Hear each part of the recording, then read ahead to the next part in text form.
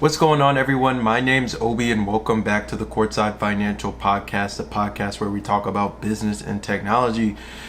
Guys, July 16th marked a pivotal moment in EV history where Tesla announced a longer version, a 6-seat version of their Model Y going to be released, called the Model YL. But here's what makes this story fascinating. It's not just about Tesla anymore. In today's episode, we're going to be talking about how Chinese EV makers have completely flipped the script. Let me paint you a picture. Tesla's stock jumped 3.5% on this news alone, becoming the number one trading volume stock in the US with $30.7 billion in turnover. But dig deeper and you'll see that this isn't a story full of strength, it's a story full of adaptation under pressure. Here's the brutal reality. Tesla's market share in China cratered from 15% in 2020 to 7.6% in the first quarter of 2025 this year. Here's the brutal reality.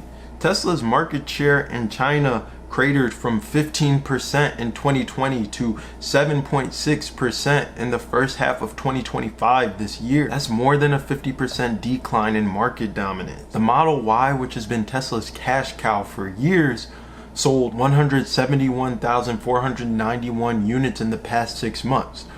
That's impressive, but only good enough for third place behind two cost-effective Chinese models, the Geely Yuan and the BYD Haiyu. Think about that for a second. Tesla's flagship model being outsold by Chinese budget alternatives. This is the market reality that forced Elon Musk or Tesla's hand on the Model YL. Now let's talk specifics because this is where it gets interesting. The Model YL measures 4,976 millimeters in length with a 3,040 millimeter wheelbase. That's 179 millimeters longer and 150 millimeters more wheelbase than the standard Model Y. Tesla's also boosted the power of this model with dual motors, 142 kilowatts front and 198 kilowatts rear. But here's the kicker, and here's where Chinese automakers are playing chess while Tesla's playing checkers. When you compare the Model YL to existing Chinese 6-seaters like the Wenji M8 at 5,190 millimeters or the Li Auto L9 at 5,218 millimeters or even the BYD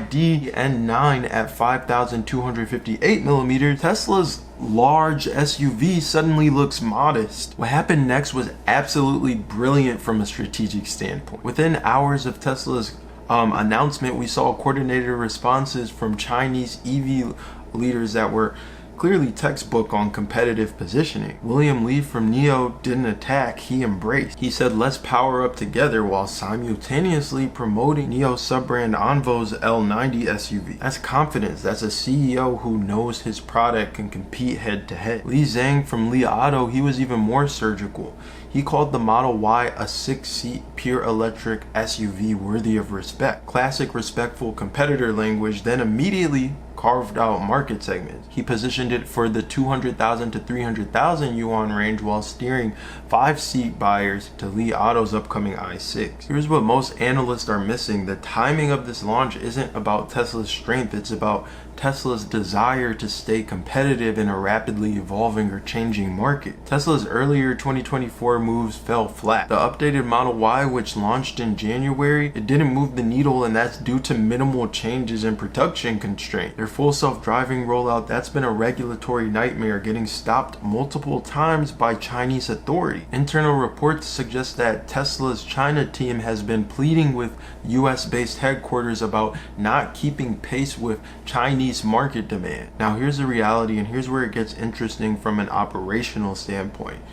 Tesla's Shanghai factory was already struggling with production capacity when they launched the updated Model Y earlier this year. February sales actually fell out of the top 20 Chinese passenger cars due to production bottlenecks. So the Model YL, it represents a significantly more complex vehicle to manufacture with more challenges. We're talking about a complete body redesign, new interior configurations, and supply chain adjustments. If Tesla couldn't handle the minimal changes for the standard Model Y refresh, how are they going to scale production for a fundamentally different vehicle architecture? A research firm in China, Huaxuang Security, is calling this the year for the 6-seater SUVs and EV, and the numbers actually support this. The 200 to 300,000 REN market is expected to become a blue ocean, while the premium segment, 300,000 plus REN, where Tesla's Model YL 400,000 plus REN is expected to compete, is heading towards a red ocean status. Look at the pipeline. NIO's Onvo L90 starts deliveries August 1st. Li Auto's i8 launches July 29th, followed by the i6 in September. These aren't just product launches, they're coordinated market expansion moves by each of these companies. They understand Chinese consumer preferences better than Tesla. Seemingly, at this point, the rumored 400,000 REN launch point for the Tesla Model YL represents a complete misunderstanding of the Chinese market by Tesla. The social media reaction has been overwhelmingly negative here, with comments like 400,000 REN for a cramped experience and 350,000 REN. Is that right? This isn't just about price sensitivity, it's about value perception. Chinese consumers can get larger, more feature-rich vehicles from domestic companies at a fraction of the price. Tesla's brand premium will erode rapidly if the product can't justify the cost. We're witnessing a fundamental shift in the global automotive competitive dynamic. For decades, the playbook was simple. Foreign automakers would launch L variants, meaning extended wheelbase models, to capture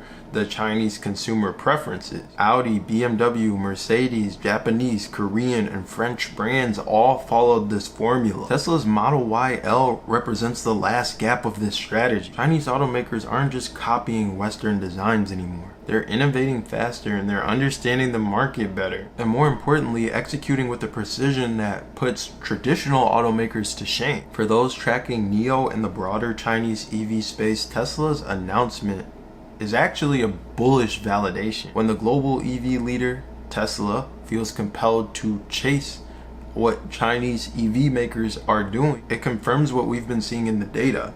Chinese companies aren't just competing, they're leading. The real question isn't whether the Tesla Model Y will succeed, it's whether Tesla can maintain its competitive advantage in a market where the domestic players understand it better, they execute faster, and innovate more aggressively. So the third quarter will be fun, interesting to watch as we watch the market get flooded with a bunch of 6-seater SUVs, and success won't be measured by Tesla's sales numbers alone. It'll be measured by objectively looking to see if they can stop the market share bleeding. As we said earlier, Tesla's been losing market share over time. Can they prove that they can still compete on innovation rather than just brand recognition? For NIO investors and Chinese EV bulls, this confirms a thesis that we may have had, that Chinese automakers aren't just catching up, they're setting the pace. Tesla's reactive launch strategy confirms that they're no longer driving the conversation in China. Anyways, that's a wrap on today's episode of the Courtside Financial Podcast. The EV market's evolving faster than ever, and China remains the epicenter of that innovation. If you found this video useful, helpful, insightful, at the very least entertaining, I hope you got one of those things out of it. Please make sure you hit the subscribe button, leave a comment down below, click the notification bell icon, and hit the like button. This is Obi signing off. We'll catch you in the next installment of the CF Podcast. Thank you for sticking with me. Goodbye.